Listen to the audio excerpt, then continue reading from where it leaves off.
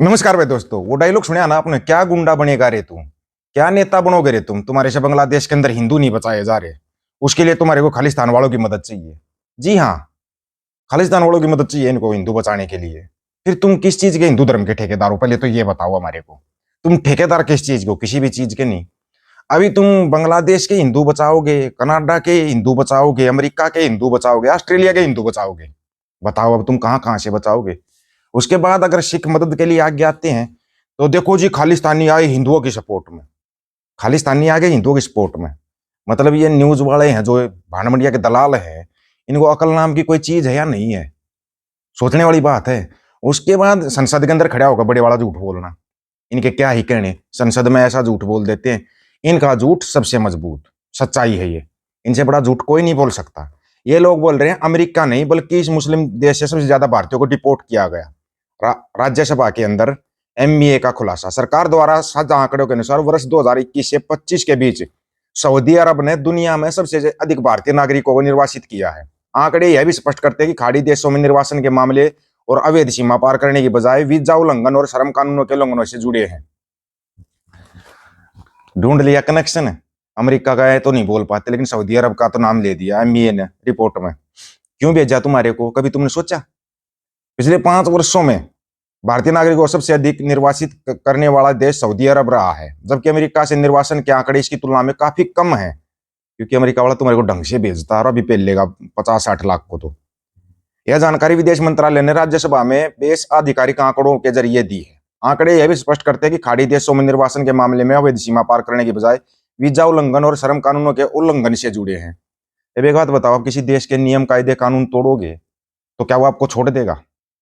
आप जिस देश में जा रहे हो कम से कम उस देश के तो बन के रहो। अभी कनाडा के हिंदुओं की याद सताने लगी मोगली जी को, कनाडा के हिंदुओं को बचाना, क्योंकि बांग्लादेश के तो बचा दिए इन्होंने।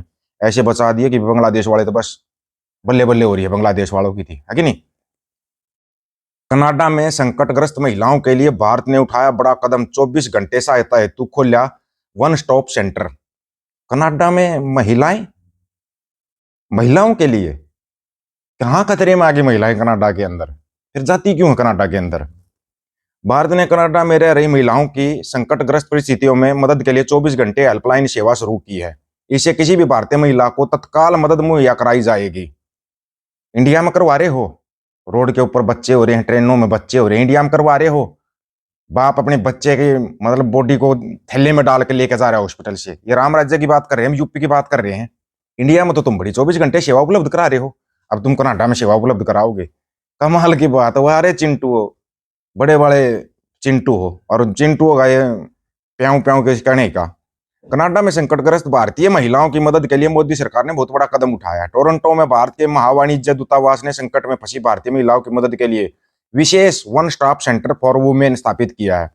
यह केंद्र केवल भारतीय पासपोर्ट धारक महिलाओं को सहायता प्रदान करने के लिए समर्पित है। महावाणिज्य दूतावास ने 24 घंटे हेल्पलाइन की शुरुआत की है। इस नए केंद्र का उद्देश्य उन भारतीय महिलाओं को तत्काल और महत्वपूर्ण सहायता प्रदान करना जो घरेलू हिंसा, शोषण, पारिवारिक विवाद, परित्याग, दुर्व्यवहार और कानूनी चुनौतियों का सामना कर रही है।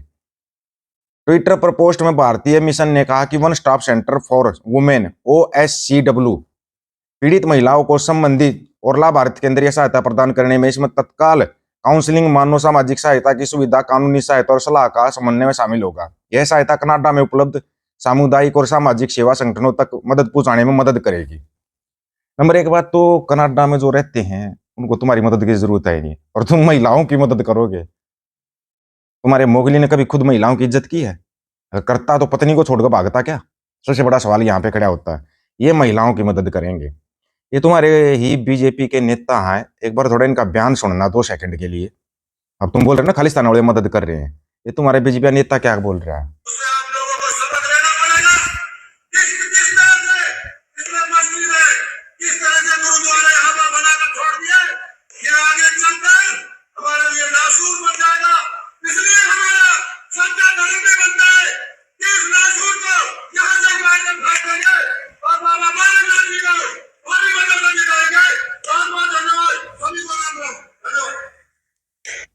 नहीं पता है? पता कहाँ वीडियो? राजस्थान का है, चुनाव का वीडियो है। इन लोगों ने क्या बोला, बोला ये मस्जिद और गुरुद्वारे हमारे लिए नासूर बन गए, इनको जड़ से उखाड़ा जाएगा। फिर कितने उखाड़ दिए? तुम्हारा बालक ना चुनाव भी जीत गया, कितने उखाड़ दिए तुमने? गुरुद्वारा साहिब को छू के तो देख लेना एक बार। तुम पहले ही गलत चीज को छू के हो, अभी जो 25 तारीख को तुमने छुआ था ना, वो तुम पहले ही गलत चीज को छू के बैठे हुए हो। जो तुमने क्रिश्चियनों के साथ किया है उसकी रिपोर्ट लगी हुई है, वो 50 लाख की लिस्ट है, वो डिपोर्ट करेगा तुम्हारे को। पहले तो वहां से बचने की सोचो, ठीक है? अगर वहां से बच जाते हो तो फिर बात करना, अगर बच जाते हो तो वहां से फिर बात करना, फिर देखते हैं क्या होगा, है क्या नहीं? क्योंकि तुम्हारे को कितना ही कुछ समझा लो बता लो, तुम्हारी समझ में तो कुछ आना नहीं है। तुम्हारे को तो बस एक चीज दिखाई देती है, मोगली ये मोगली वो, है।